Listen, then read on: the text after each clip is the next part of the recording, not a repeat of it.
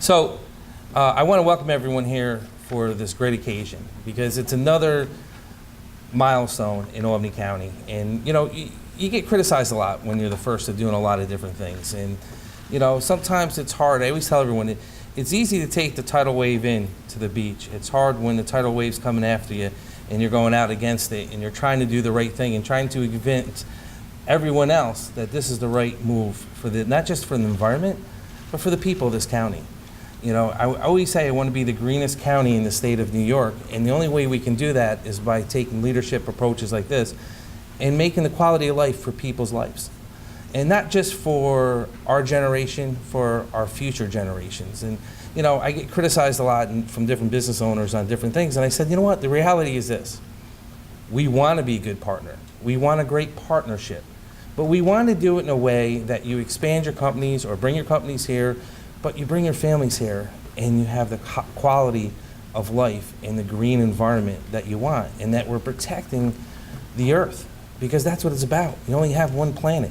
And if we don't make steps like this, and we don't educate the public, because it's hard, everyone's busy. No one wants to sit down and break down the styrofoam analogy, what it can do to the environment. I'm going to leave it to these two experts. It is something we do have to educate our people about. And we have to explain to them the impact this has on the environment, on our landfills, and on our health. I also will be signing an executive order today, when I sign local law L, basically saying that anyone that does business with Albany County will have to abide by these rules. Any vendors that we deal with. So if we're gonna...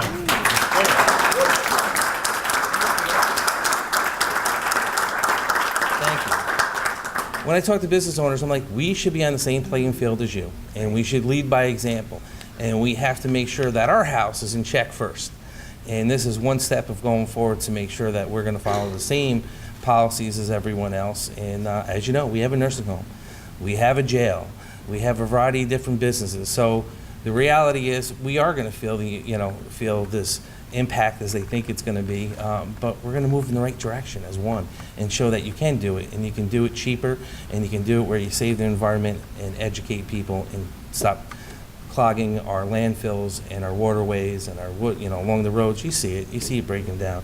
But I want to say, as leaders from around the world gather in San Francisco for the Global Climate Action Summit, today we're taking another step towards a more sustainable future that leaves our water and public health better protected, making Albany County the greenest county in New York State. This is such an international problem, and it's hard for local governments to figure out how do you develop policy that responds to such a big international issue, but that's exactly what Albany County has done, and I call on other counties nearby to follow the lead of Albany County to adopt a law that bans single-use polystyrene packaging. This is one of the most serious environmental issues facing the planet. It's an ocean issue, it's a solid waste issue, it's also a climate change issue, because this is made from petroleum products. This is made from fracked gas and oil. The county executive has really distinguished himself in opposing the oil trains that sit in the south end of Albany, so close to public housing and children's playgrounds. This is made from oil and fracked gas and chemicals like styrene. This is not. So we don't need a massive technological breakthrough. This is actually made from sugarcane and fully compostable. So it's not a really hard choice. It's not that inconvenient for people, but even better is to shift toward reusables. This is not biodegradable. It's brittle. When it breaks down, it's part of litter. It gets into storm drains, gets into the Hudson River, and may eventually get into the Atlantic Ocean. 8 million pounds of plastic enter our oceans every year. By 2025, it's estimated for every 3 pounds of fish in the ocean, there will be 1 pound of plastic. So let that sink in for a minute. And what happens is when something like this is broken into hundreds of little pieces, gets out into the ocean currents are like paper shredders. So this gets into smaller and smaller pieces, and then it's often eaten by seabirds, by fish, by marine mammals. The United Nations estimates that 663 species are negatively impacted by plastic pollution. So the obvious thing is to do what Albany County is doing today, which is to reduce single-use plastic pollution at the source. This was not easy for the county legislators, and I really want to commend all of you who voted in favor. I came into this pretty late, and I attended a few of the public hearings and saw the lobbyists from the chemical industry. I saw them, quite honestly, exploit workers who are working in polystyrene manufacturing facilities in Orange County who can easily transition to this. Dan McCoy has said he wants Albany County to be the greenest county in New York State. What a great place to live and a great legacy that will lead to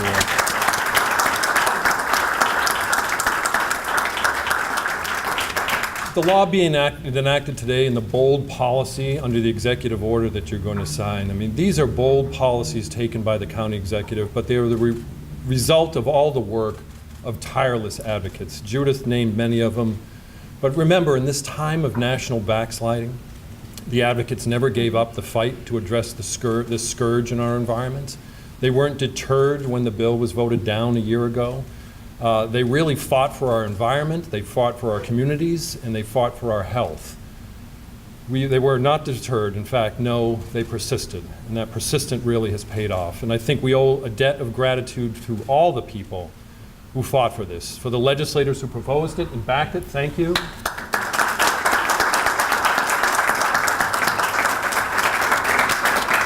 For the media that covered it and highlighted this issue and brought the attention of this important issue to the public, we can't thank the media enough for doing your jobs and being there as tireless defenders of that freedom. And of course, all the citizens who came out and spoke on this. This is your win and your victory today. Yes, Our slice of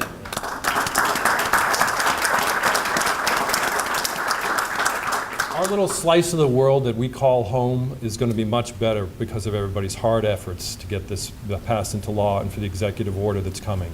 Time after time, we have seen that health safeguards like these, that strong protections like these, they spur innovation. They provide opportunities for entrepreneurs to build that pathway forward. And I know, we've already seen Judith's example, and I know we'll see that opportunity for economic development with this strong standard and this new law. I want to thank today the citizens of Albany County who spoke out. There were hundreds of citizens who wrote letters, made phone calls, spoke at public forums about the importance of banning Styrofoam, and there were 1,757 Albany County residents who signed petitions to ask for the Styrofoam ban. And these are people who don't get paid to speak out. They didn't get paid to take time off to speak out. They spoke out because it was the right thing to do. And in the words of President Obama, he reminded us that change only happens when ordinary people get involved, get engaged, and come together and demand the change. Think about it this way. Banning polystyrene is one step. Banning plastic bags or other things are other steps to consider, but also reduce, reuse, recycle, the whole gamut of options that we have to minimize the waste stream, to let's develop recyclable markets, because one of the problems we have with the Chinese not taking the recyclables anymore is it's contaminated with polystyrene and other things. So we have to look at this kind of as a whole system. I and the other legislators here are anxious to work with you, Dan, to do that, to come up with a truly green strategy that will make us the leaders not only of New York State, but perhaps even further. And there are many folks standing behind you who want to help that effort.